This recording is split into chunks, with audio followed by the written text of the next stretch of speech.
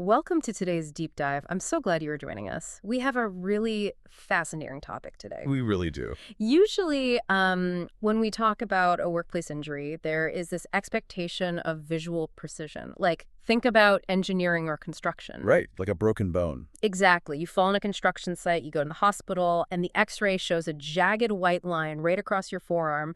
The doctor points to the screen, and boom, there's the problem, plain as day. It is a completely binary reality. Yeah. I mean, a bone is either broken or it isn't. The injury is visible, the treatment path is totally established, and everyone just agrees on what happened. Yeah. But the moment you step out of a construction site and into a public school, into the realm of neurodevelopment and daily crisis management, that x-ray machine becomes essentially useless. It really does. The injuries happening to the professionals in those buildings are entirely invisible, yet the fallout is, well, it's incredibly systemic. And that profound disconnect is the core focus of what we are looking at today. We got our hands on an internal strategy document circulating among educational leaders in Georgia right now. It's titled Educator Wellness and Retention Strategy for Georgia Schools. Yeah, and we are looking at it alongside a rather blunt policy briefing titled, Teachers Aren't Supposed to Just Be Tough. Right.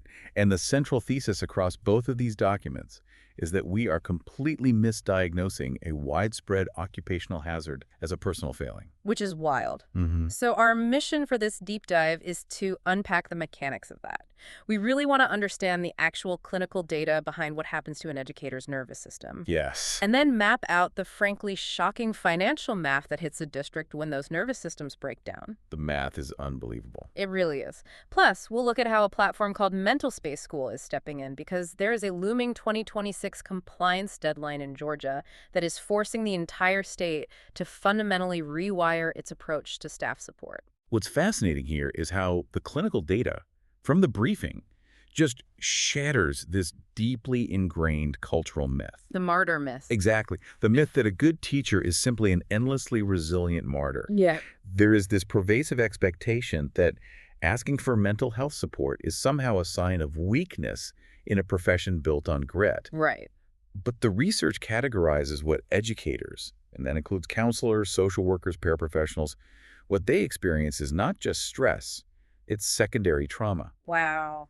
And the rates are directly comparable to first responders, like police officers and emergency room nurses. Okay, let's unpack this because I think on the surface a lot of people might hear that and think, come on, that is an exaggeration. Sure, I get that. I mean, people might think a third grade classroom learning fractions isn't an ER. A high school hallway isn't a police patrol. Visually, the stakes just seem entirely different. Visually, yes, they do. But we have to look at the psychological mechanism of secondary trauma. A paramedic responds to an acute, severe trauma, right? They stabilize the patient, and then they transfer care. So it's contained. Exactly. It is an intense but contained interaction. An educator's exposure is what the clinicians in the briefing actually call a daily marathon. A marathon, yeah. You are a teacher standing in front of 25 developing human beings for 180 days a year. You don't just teach algebra, you hold emotional space for those kids. And you're trying to prep for a state testing metric, but you just had a student disclose an unexpected eviction. Right. Or another student is having a dysregulated behavioral meltdown in the back row, and maybe a third is vibrating with severe anxiety. It happens every day. And you have to manage all of that simultaneously without breaking stride in the curriculum. That is the daily marathon. It is the sheer relentless volume of human emotion you are absorbing without any release valve. Your nervous system gets locked into this hypervigilant state of crisis management. It just stays on. Yeah. And when you sustain that over months and years, the consequence is an actual clinical condition known as cumulative compassion fatigue. Wow. Cumulative compassion fatigue. It's like being an emotional sponge that never, ever gets wrung out. Right. Eventually, the structural integrity of the sponge just gives way. It's exactly why the data shows cumulative compassion fatigue as the leading driver of teachers exiting the field. And the timing on that is crazy, right? It is. The timeline is incredibly specific. It happens almost predictably between years 3 and 7 of their careers. That timing is just devastating. I mean, they have survived the rookie phase. No. They have built their lesson plans. They know how to manage a classroom. They are just hitting their stride as master educators. And that is the exact moment the emotional sponge disintegrates. They aren't leaving because they forgot how to teach. They leave because they literally cannot absorb another drop of trauma. Right. And when that emotional breaking point happens, it triggers an immediate, brutal financial shockwave for the school district. Okay, let's talk about that shockwave, because this is where the conversation shifts from, emotional well-being to actual operational survival. This strategy document completely reframes mental health here. It takes it out of the human resources bucket and drops it squarely into the chief financial officer bucket. Where it belongs. Yeah, because the hidden cost of replacing just one single teacher who walks away is between $20,000 and $30,000. It's massive. And this raises an important question, right? Because when you break down the mechanics of that cost, it becomes very clear why it's so high and why districts have ignored it for so long. Right. It's not just a job ad. Exactly. You are calculating the administrative hours spent recruiting and interviewing. You are calculating the cost of hiring long-term substitutes to cover the vacancy. Which is a nightmare right now. Oh, totally. Plus, you factor in signing bonuses for new hires, the cost of onboarding, and the massive loss of instructional momentum that impacts overall school performance metrics. So if a district loses 10 teachers across a few buildings over the summer, that is potentially $300,000 vanishing into thin air, just evaporated. It's just gone. Now, compare that hemorrhaging of funds to the alternative outlined in the strategy document. Implementing a comprehensive clinical wellness infrastructure costs roughly $2,000 to $5,000 per teacher per year. Wow. From a pure business perspective, that preventative investment pays for itself multiple times over if it stops just one or two mid-career educators from resigning. So what does this all mean?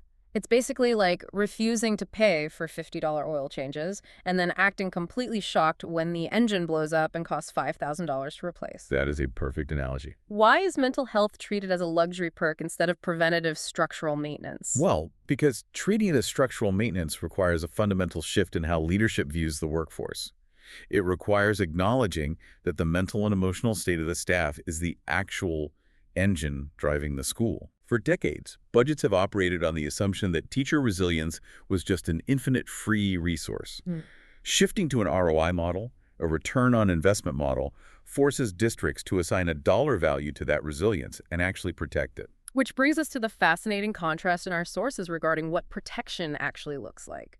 Because the document draws a very sharp line between the old ways of handling this and the new expectations. Oh, yes. The old ways. We all remember the classic 2010 era of staff wellness. The era of toxic positivity and the dreaded wellness committee. Yes, the wellness committee, where a staff of highly educated professionals is experiencing systemic secondary trauma from managing community poverty and behavioral crises.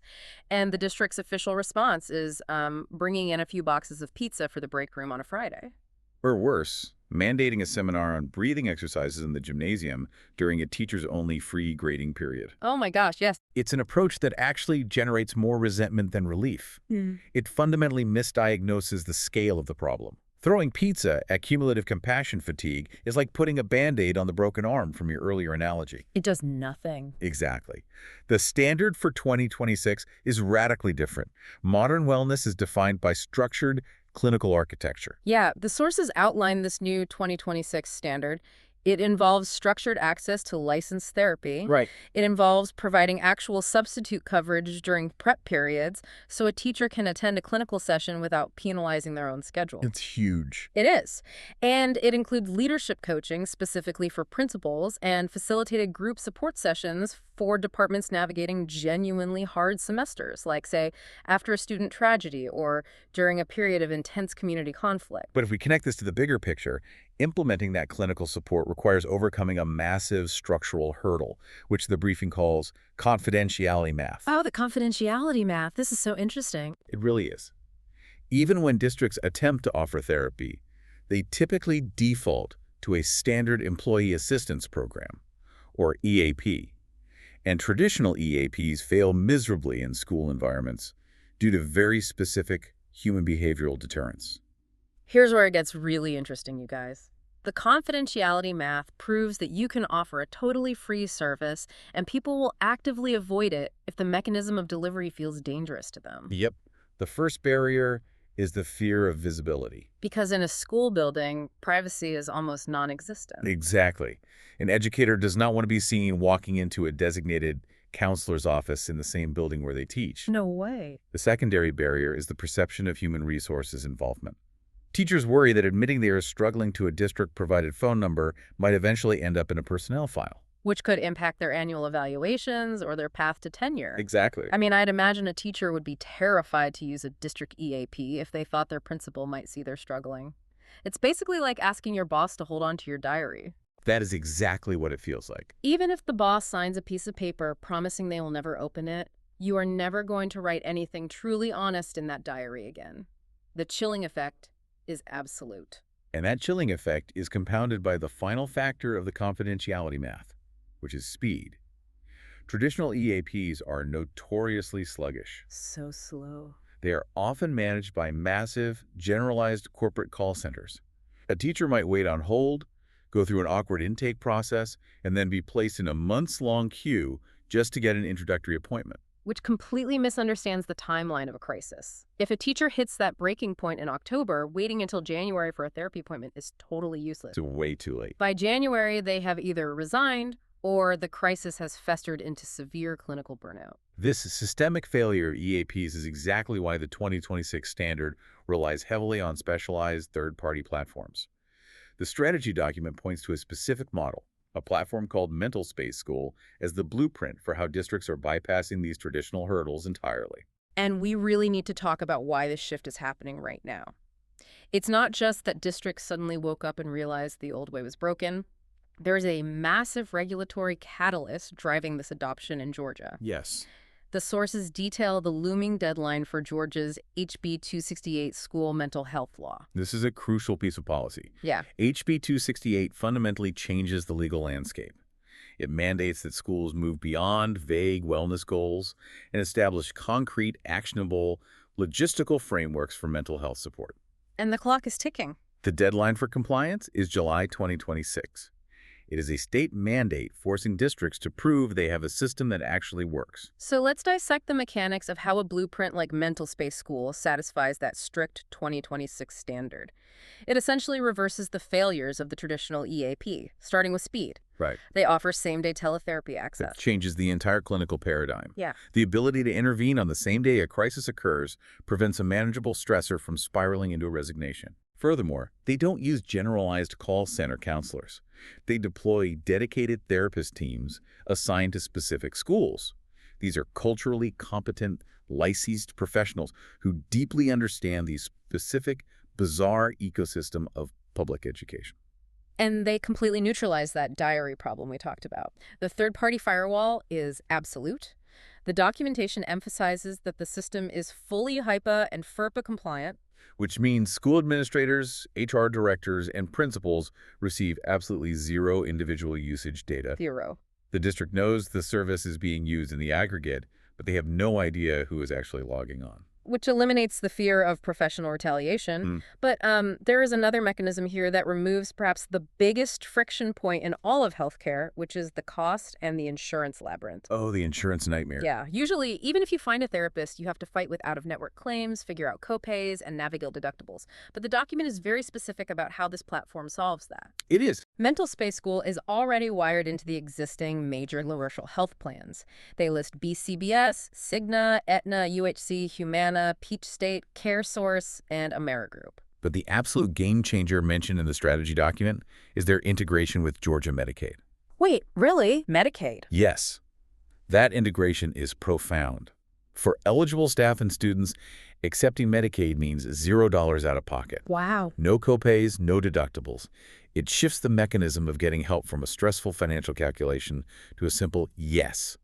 It democratizes access to clinical care for every adult operating in that building. Okay, but let's be real. Let me pause and ask the skeptical school board member a question here. Bring it on. The policy looks great, the insurance integration is brilliant, but logistically, how is this actually happening on a Tuesday morning? Right. If I'm an overwhelmed teacher, my sacred 45-minute prep period vanishes the second a kid throws up in the hallway or a parent shows up unannounced at the front office or the copier jams. Because it always jams. Always. Teletherapy sounds amazing on paper, but does this system actually account for the sheer chaos of a school day? That is the exact friction point that traditional clinical models fail to account for. You cannot ask a teacher to drive 20 minutes across town to a clinic at 4 p.m. after a grueling day. No. The teletherapy model survives the chaos because the flexibility is built into the architecture. Sessions are not confined to rigid midday slots. Oh, I see. Yeah, a teacher can schedule a session before the morning bell. They can close their classroom door during a prep period if the day happens to be calm, or they can log in from their couch in the evening.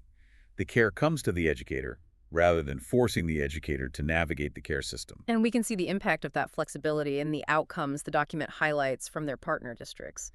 We're looking at an 89% improvement in attendance among staff utilizing the support. Which brings us right back to the CFO spreadsheet. Improved attendance directly mitigates the substitute teacher costs and chips away at that $30,000 turnover threat. It also highlights a 92% reduction in anxiety and an 85% family satisfaction rate. That is measurable, undeniable operational impact. It really is. The briefing actually provides a cheat sheet for district leaders. It's a list of non-negotiable questions they must ask any vendor they are considering before that July 2026 deadline hits. It acts as a filtration system for effective care. First, what is the exact response time? If the vendor cannot guarantee same-day or next-day access, they are not equipped for crisis intervention. Right. Second, what are the specific data privacy firewalls? Can they legally guarantee that administration sees zero individual data? So important. Third, how integrated is the in-network insurance coverage?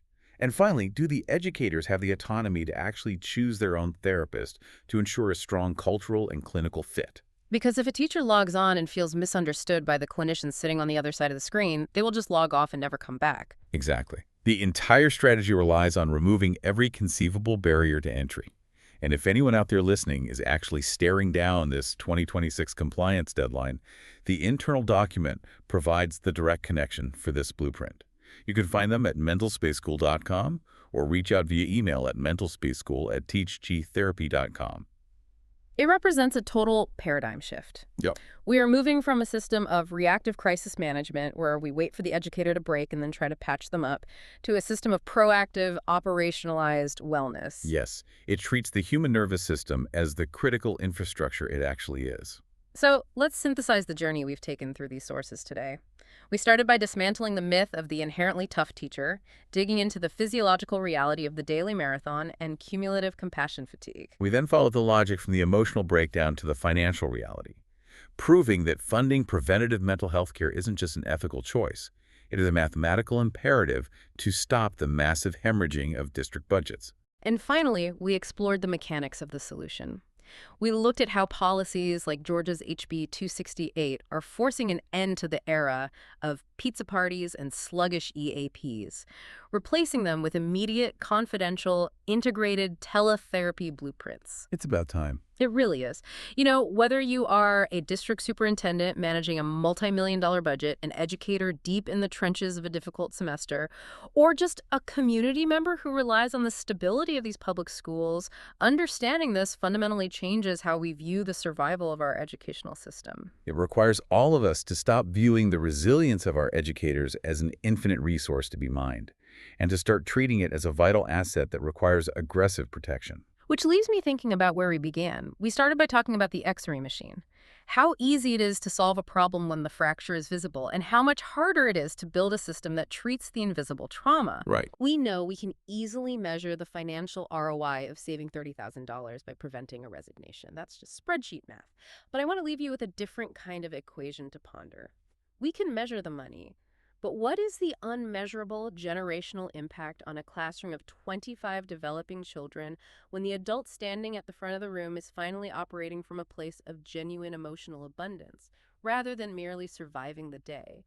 It's not just about fixing a broken system, it's about unlocking a totally different way of teaching, something for you to think about.